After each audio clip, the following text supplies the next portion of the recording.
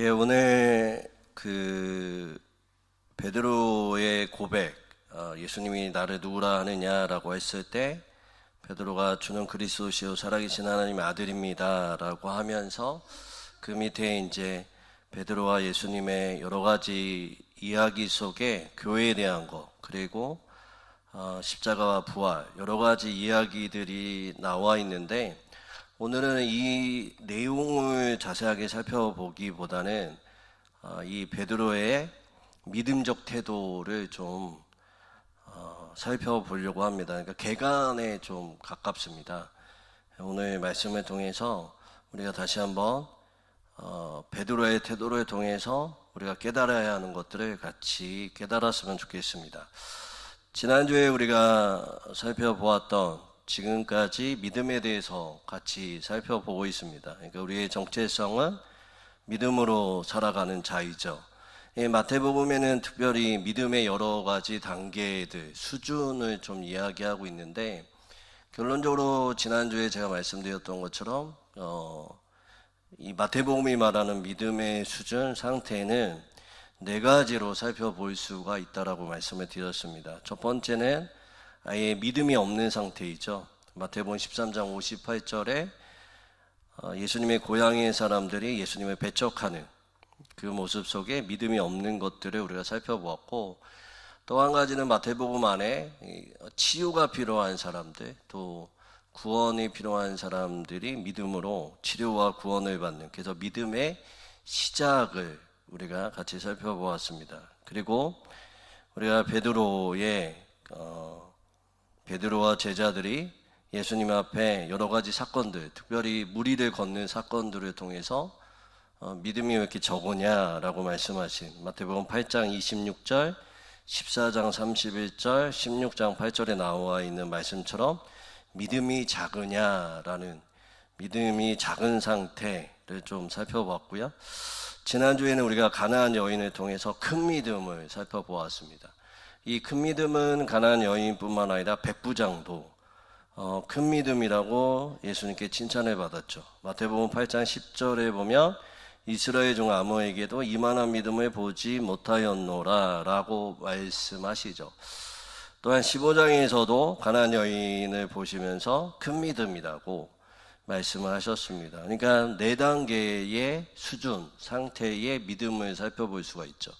믿음이 없는 것, 그 다음에 믿음의 시작, 그 다음에 작은 믿음, 큰 믿음, 이렇게 살펴볼 수가 있습니다. 근데 오늘 저는 아예 믿음이 없는 상태와 작은 믿음, 큰 믿음, 이 세 가지를 인물별로 한번 같이 좀 살펴보았으면 좋겠습니다. 첫 번째로, 여러분, 여기서 말하는 작은 믿음과 큰 믿음은 뭘까요? 작은 믿음과 큰 믿음은 뭘까요? 그러니까 적다, 크다를 살펴보면 우리가 믿음의 양이라고 생각할 수가 있어요. 믿음이 크다라는 것은 우리의 마음에 감정적으로 크다라는 느낌으로 다가올 수도 있고요. 믿음이 작다라는 것은 믿음이 조금밖에 없다는 뜻으로 우리 가운데 이해될 수도 있습니다. 그런데 여기서 말하는 마태복음의 흐름 속의 믿음은 작다 크다가 어떠한 양이 아니고요, 믿음이 작동하느냐 작동하지 않느냐의 문제예요. 그러니까 믿음이 작동하느냐 작동하지 않느냐라는 거죠. 그러니까 믿음이 작다라는 건 믿음이 없는 것이 아니라 결정적인 순간에 믿음이 온전하게 작동하지 않는 겁니다. 그러니까 작은 믿음은 부분적 작동이고, 그 다음에 큰 믿음은 온전한 작동입니다. 베드로와 제자들 예를 한번 들어보겠습니다. 풍랑 앞에서 어떤 게 작동을 했을까요? 믿음이 작동한 걸까요? 아니면 두려움이 작동한 걸까요? 두려움이죠. 두려움이 작동한 겁니다. 베드로는 예수님을 보고 믿음이 작동을 했죠. 부분적으로 작동을 했어요. 그래서 무리를 걷다가 바람을 보고 빠지죠. 그러니까 이제 바다가 작동을 한 거죠. 예수님이 작동하다가 바다가 더 크게 작동을 하게 된 겁니다. 우리가 그 오병이어 사건 앞에서도 예수님이 물어보실 때 제자들은 예수님의 능력보다 현실적 계산이 더 크게 작동을 하죠. 그러니까 예수님이 뭘 하실 수 있다라고 생각을 했지만 예수님의 능력보다 현실적 계산, 그러니까 이게 부분적 작동인 거죠. 큰 믿음은 뭘까요? 온전히 작동한 거예요. 백부장의 믿음도 그렇고요, 가나안 여인의 믿음도 마찬가지인 거예요. 그러니까 어떠한 현실에 마주하는 부정적이거나 변하지 않는 상태가 그들 가운데 자신의 믿음, 그 백부장과 가나안 여인의 믿음을 흔들지 않았죠. 마태복음 8장 8절에 보면 다만 말씀으로만 하옵소서 그리하면 내 하인이 낫겠나이다 라고 얘기하죠. 그러니까 어떠한 시간, 장소, 거리 다 문제가 되지 않았어요. 가나안 여인은 어땠을까요? 예수님의 침묵, 제자들의 냉대, 예수님의 시험적 말씀 앞에서도 그 여인에게는 냉소적인 태도와 이런 것들이 다 의미가 없었죠. 왜? 온전한 믿음으로 온전하게 작동이 되었기 때문에 그렇습니다. 마태복음 15장 27절에 이렇게 얘기하죠. 주여 옷소이다마는 개들도 제 주인의 상에서 떨어지는 부스러기를 먹나이다. 완전히 모욕당하고 무시당하고 그 다음에 하나님이 냉소적으로 대해도 그게 중요하지가 않았죠. 온전히 하나님 앞에 모든 자신이 할 수 있는 오로지 예수 그리스도만을 바라보는 작동이 일어난 겁니다. 상황을 보지 않았어요. 환경을 보지 않았어요. 사람을 보지 않았어요. 어떠한 변하지 않는 이런 것들이 중요하지 않았어요. 온전히 다 작동을 한 거죠. 인물로 살펴보면 우리가 계속 말씀드린 것처럼 큰 믿음은 백부장과 가나안 여인. 이들의 공통점은 뭐냐면 예수님을 제한하지 않는 거예요. 한번 잘 생각해 보세요. 예수님을 제한하지 않아요. 자기의 만족, 자기의 자격, 자기의 상황, 자기의 감정을 뛰어넘는 예수님의 권세와 국류를 붙잡은 거죠. 베드로와 제자들은 어땠을까요? 결정적인 순간마다 다른 걸 잡죠.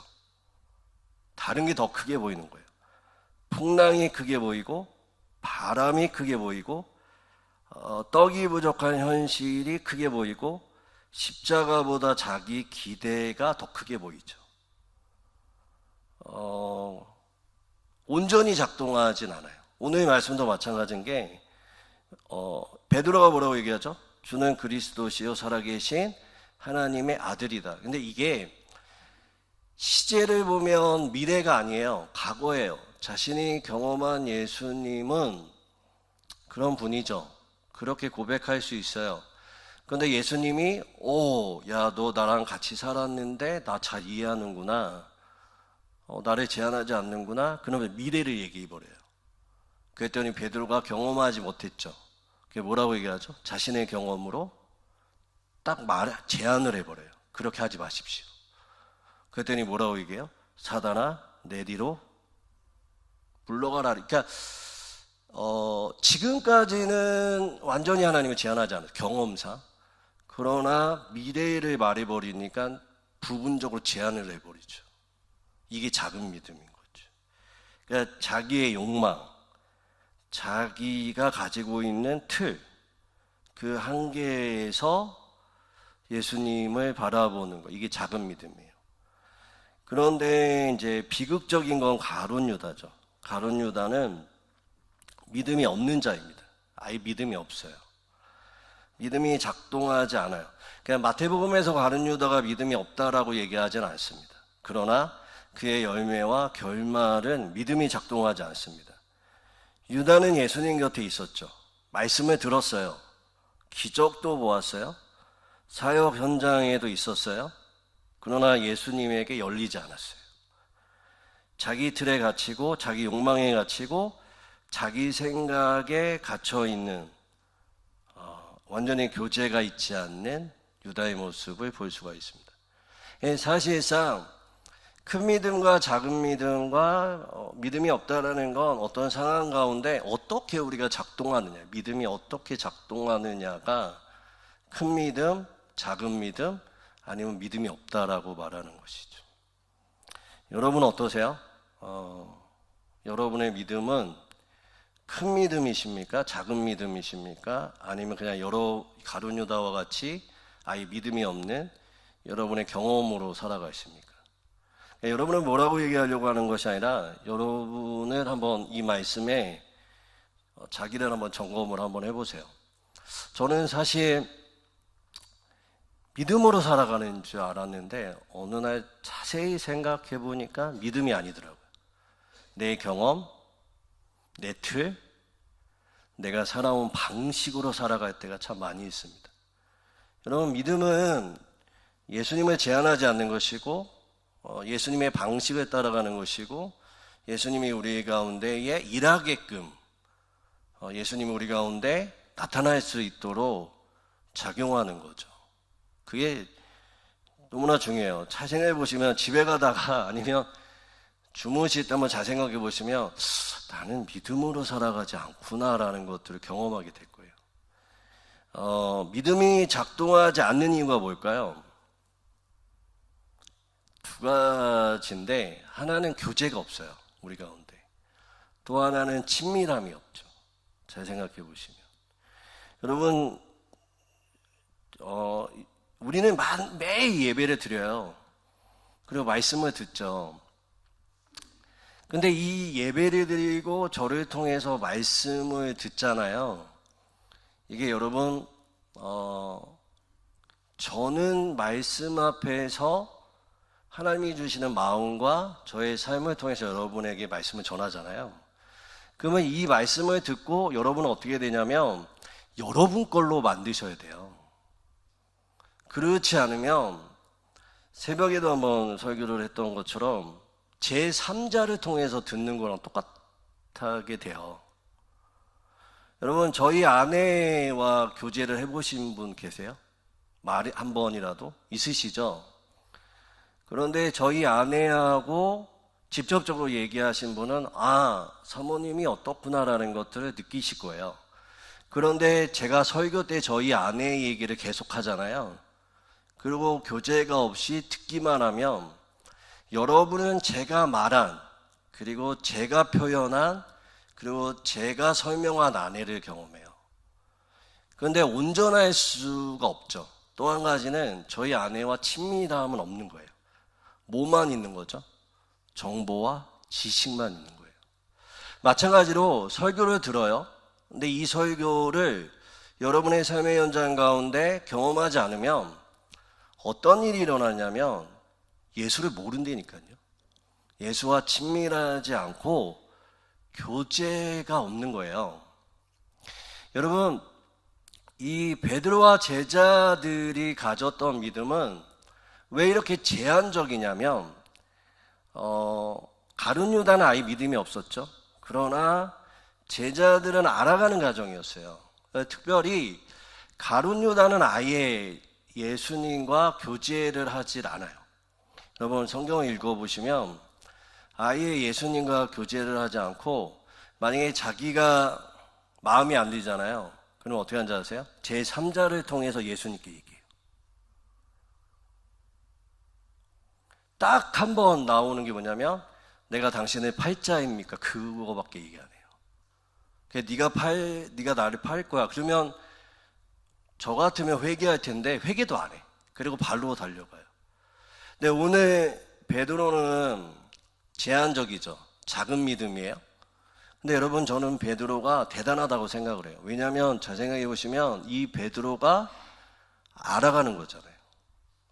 예수님을 더 교제 속에 친밀함 속에 더 알아가는 것들이 우리 가운데 있어요. 때로는 칭찬받기도 하고 책망받기도 하고 베드로가 부족한 모습이 있고 그 다음에 여러 가지 관계 속에서 오늘같이 칭찬을 받다가 저주를 받다가 이런 자충우돌을 하죠.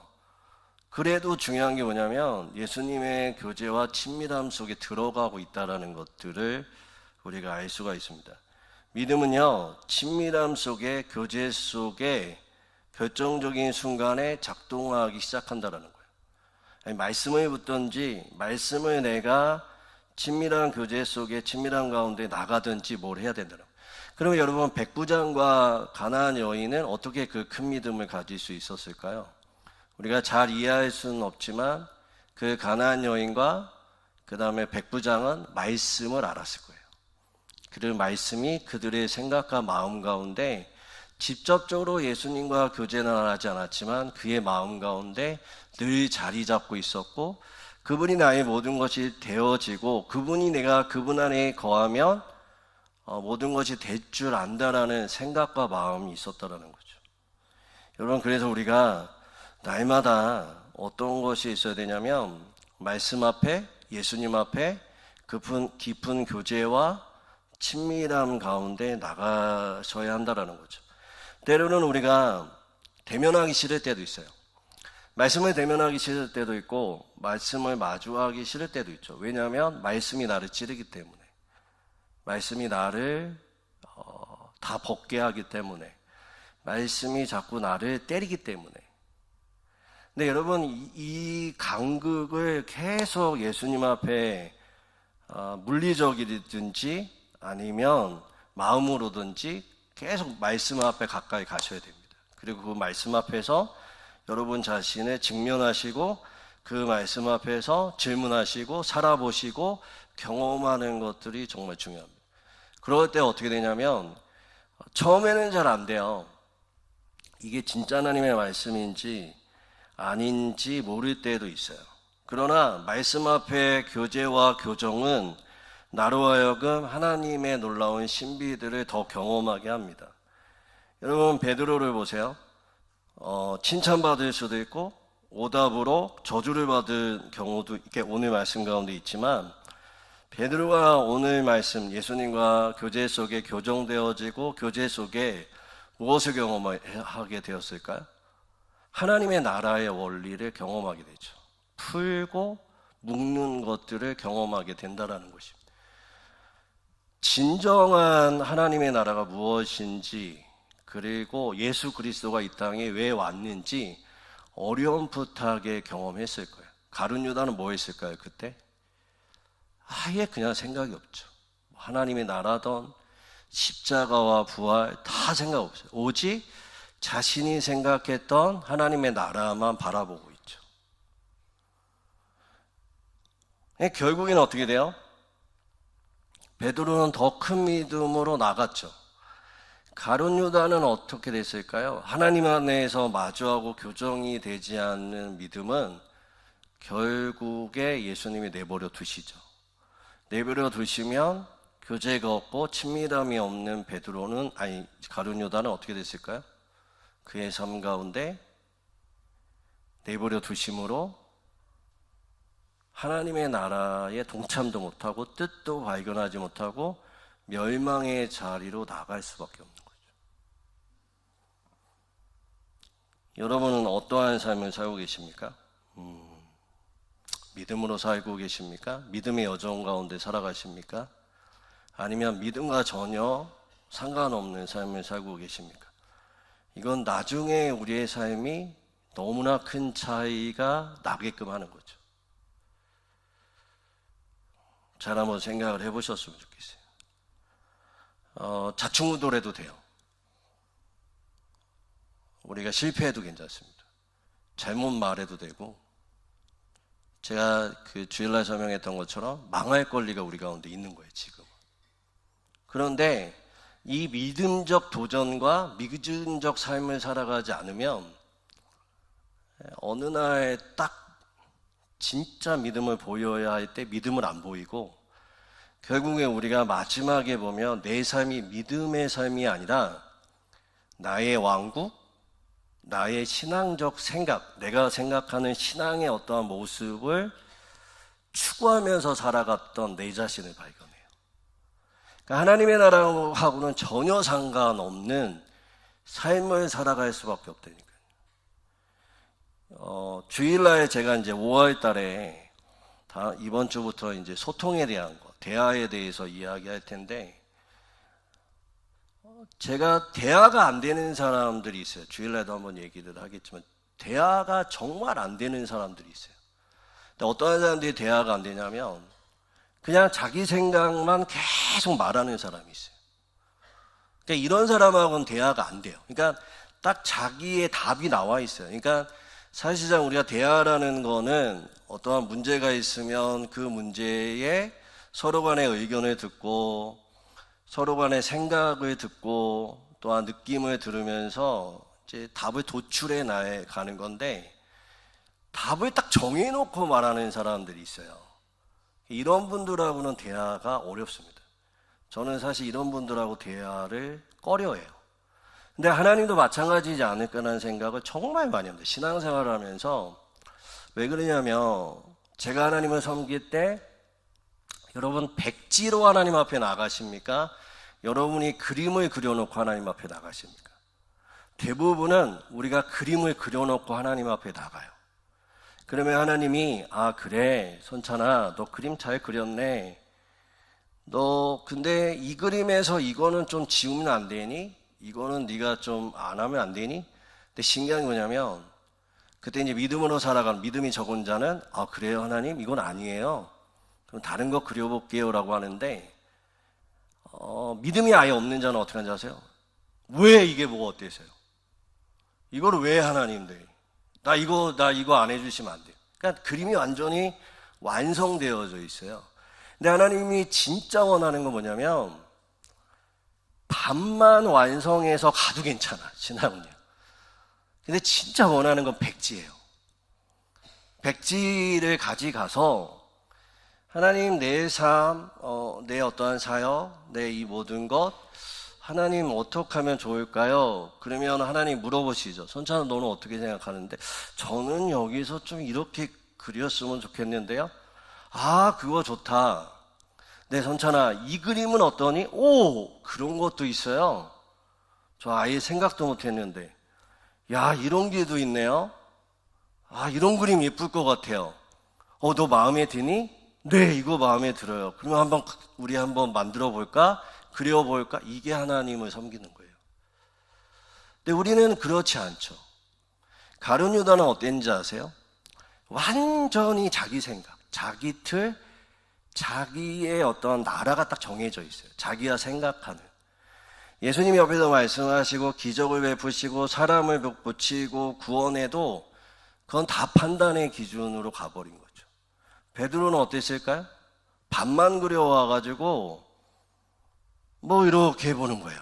이건 어때서요? 그러니까 이서서가 그건 아니야 그러면서 만들어가죠. 백부장과 가나안 여인은 어땠을까? 백지가 본 거예요. 여러분 여러분은 어떠세요? 하나님 앞에 나갈 때 어떤 마음으로 가세요? 우리가 하나님 앞에 백지로 가는 여러분 되시기를 주님의 이름으로 축원드립니다. 우리가 베드로여도 괜찮아요. 적은 믿음이 있어도 괜찮아요. 그리고 가나안 여인과 같이 백부장과 같이 완전한 믿음 가지고 가도 괜찮아요. 그런데 가룟 유다 되시면 안 돼요. 아예 믿음이 없는 거예요. 그리고 스스로도 속아요. 이게 하나님의 나라다라고. 여러분 그래서 믿음이 작동하기 위해서는 백지를 가지고 하나님 앞에 교제와 교정 속에 살아가는 거죠. 두 번째는 믿음이 작동하기 위해서 우리가 가져야 할 건 뭐냐면, 여러분 하나님이 그 백지로 가지고 갈 때 우리에게 최고를 주실까요? 아니면 그냥 하나님이 그때그때 우리 가운데 알맞는 걸 주실까요? 최고를 주세요. 하나님은 최고를 주세요. 여러분 우리가 꼭 기억해야 되는 게 에베소서 1장 3절에 보면 이런 말씀이 있어요. 찬송하리로다 하나님 곧 우리 주 예수 그리스도의 아버지께서 그리스도 안에서 하늘에 속한 모든 신령한 복을 우리에게 주시되라고 기록하고 있습니다. 여기서 시제를 보면 잘 들어보세요. 찬송하리로다 하나님 곧 우리 주 예수 그리스도의 아버지께서 그리스도 예수 안에서 하늘에 속한 모든 신령한 복을 우리에게 주시되, 주시대라는 이 시제가 미래 시제가 아니라 과거 시제예요. 이미 하늘에 속한 모든 신령한 복을 우리에게 주셨다라고 말씀하세요. 그리고 나서 우리가 믿음 생활을 하는 거예요. 여러분, 믿음 생활은 더 큰 믿음이 우리 가운데 필요한 건 내가 더 큰 믿음을 가져갔더니 하나님이 무엇인가를 완성시키셨다가 아니라 이미 완성되어진 삶을 우리 가운데 이끌어 가시면서 그 안에서 믿음이 작동하고 같이 하나님과 교제 속의 교정 속에서 하나님이 정말로 우리에게 신령한 주신 그 복들로 이끄심에 우리가 이끌림 바 되어 가는 것입니다. 이게 얼마나 중요하냐면 지금 여러분이 설교를 들으면서 내가 그러면 작은 믿음이 아니라 큰 믿음을 가지면 하나님이 나에게 뭔가를 더 큰 거를 주시겠구나라고 생각하시면 이 설교를 잘못 듣고 있는 거예요. 그게 아니라 이미 주셨어요. 이미 우리 가운데 신령한 복들을 그리스도 안에서 주셨다고요. 그러면 이거를 어떻게 우리 가운데에 우리의 삶 가운데 성취할까요? 믿음밖에 없어요. 믿음밖에 없어요. 그러니까 작은 믿음, 큰 믿음은 무엇일까요? 이미 우리에게 주신 큰 복을 얻기 위한 무엇인가 노력이 아니라 그냥 하나님 앞에 이끌림 받아지는 것으로 가는 거죠. 그러면 어떻게 될까요? 하나님이 준비해 놓으신 큰 복을 우리의 삶 가운데 누리게 되는 거예요. 그래서 여러분 기도할 때 새벽 예배 때도 말씀드렸던 것처럼 하나님 내가 이거 하니까 이거 주세요. 내가 이렇게 했으니까 이렇게 하게 해주세요가 아니라 이미 만들어 놓은 것들에 대해서 하나님이 우리의 이끌림 바 되어지는 우리의 삶이기 때문에 이렇게 기도하게 되는 거예요. 하나님 주신 복을 깨닫게 해주십시오. 영의 눈을 뜨게 해주십시오. 주님이 주신 것들을 누리게 해주십시오. 주님, 내가 주님께 내 삶을 드리게 해주십시오. 왜요? 이미 신령한 복이 있기 때문에 그래요. 그러니까 이 목적지가 있고요. 이미 신령한 복이 있고요. 하나님의 축복이 있어요. 그러면 여기서 내가 이제 이끌림 받아서 거기만 가면 되는데 우리는 이게 없고 자꾸 내가 뭔가를 노력하면 이걸 주시는 줄 알아요. 아니라고요. 이미 주셨어요. 이미 있어요. 그런데 중요한 게 뭐냐면 믿음이 없으면 어떻게 되는지 아세요? 반대로 가요. 왜 반대로 갈까요? 내가 만들어 온 틀, 내가 만든 생각, 내가 놓은 방법이에요. 왜 그러냐면 이 믿음의 길이 안 믿어지기 때문에 그래요. 여러분 생각을 해보세요. 홍해바다로 가는 게 믿어져요? 오병이어 사건이 믿어지세요? 무리로 가는 게 믿어지세요? 홍해바다 앞에서 애굽 사람한테 무릎 꿇는 게 차라리 낫겠죠. 오병이어의 사건에서 나가서 어디서 일해가지고 갖고 오는 게 더 낫죠. 무리를 걷는 것보다 배로 가는 게 낫겠죠. 그냥 내 생각, 내 틀은 합리적이에요. 근데 하나님이 말씀하시는 건 비합리적이에요. 믿음을 요구하기 때문에. 그러니까 가룟 유다는 머리가 나쁜 사람이 아니라니까요. 머리가 좋은 사람이에요. 근데 우리도 마찬가지인 거예요.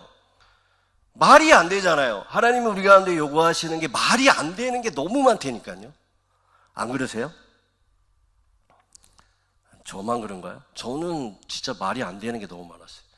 그러니까 베드로 같이 어떻게 하는지 아세요? 조금 머리를 써서 세상적인 방법, 하나님 방법 두 가지를 믹스해버리는 거예요. 그러니까 하나님의 방법 따라간다고 해놓고 내 방법도 조금 섞는 거죠. 그게 적은 믿음이에요. 그러면 오늘같이 예수님이 말씀하시죠. 걸러내세요. 야, 이거 좋은 거고 이거 나쁜 거야. 이거 네 방법이고 이건 내 방법이야. 그럼 베드로가 이거 어떻게 하셨지? 어떻게 하셨지?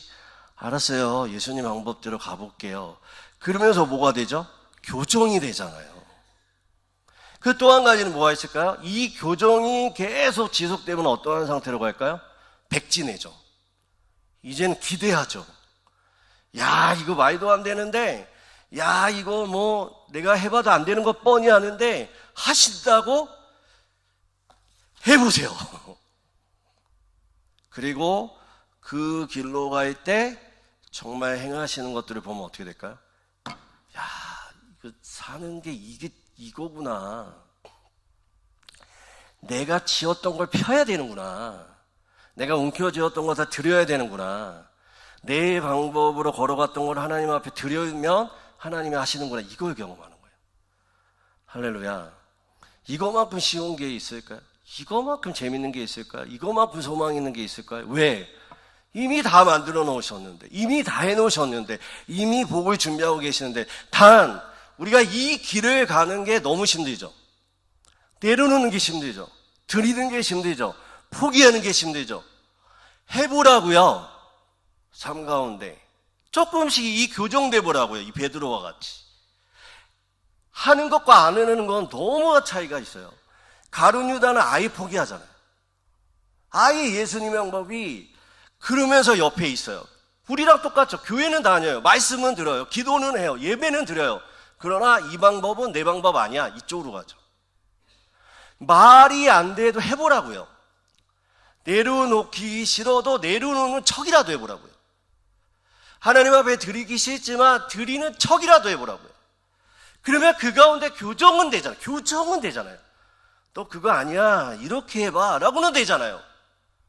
근데 아예 포기하고 가룟 유다처럼 나는 내 방법으로 가련다라고 하면 소망이 없다니까요. 하나님도 어떻게 하실 수가 없다니까요. 그러니까 어떻게 하실까요? 하나님? 내버려 두시잖아요. 그냥. 이거는 비참하지 않아요? 그렇다고 예수님이 옆에 없는 것도 아니고 예수님과 시간을 보내지 않는 것도 아니고 한 가지만 얘기하고 말씀을 마치겠습니다. 저는 진짜 베드로와 같아요. 자충우돌하고요. 그런데 예수 진짜 믿고 싶은 마음이 있어서 명예도 버려보기도 하고 돈도 버려보기도 하고 자리를 버려보기도 합니다. 자충우돌하죠. 하와이 갔다가 선교단 갔다가 뭐 여기도 갔다가 저기도 갔다가 남들 좋은 자리 다 포기하고 한번 가보기도 하고 생색내기도 해보고 베드로와 같아요. 버렸는데 버리지 못하고 다시 잡은 경우도 많고요.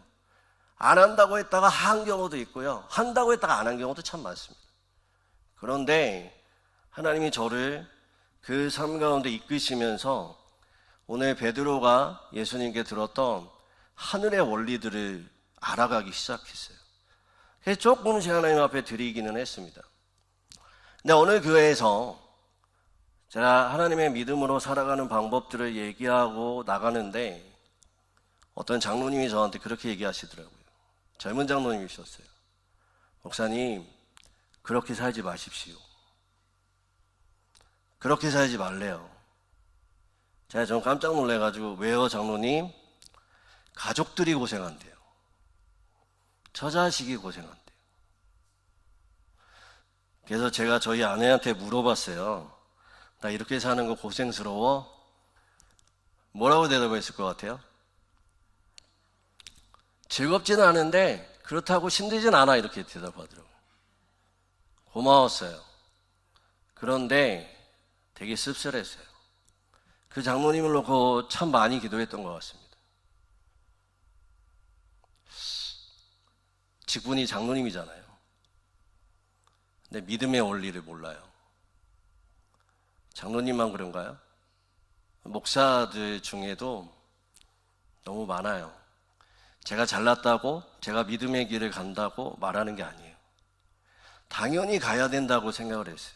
믿음의 길, 하나님 앞에 내려놓는 거, 내가 죽고 예수로 사는 거. 그런데 이 길이 만만치가 않아요. 왜 만만치가 않냐면 교회 안에서 걷는 게 더 힘들어요.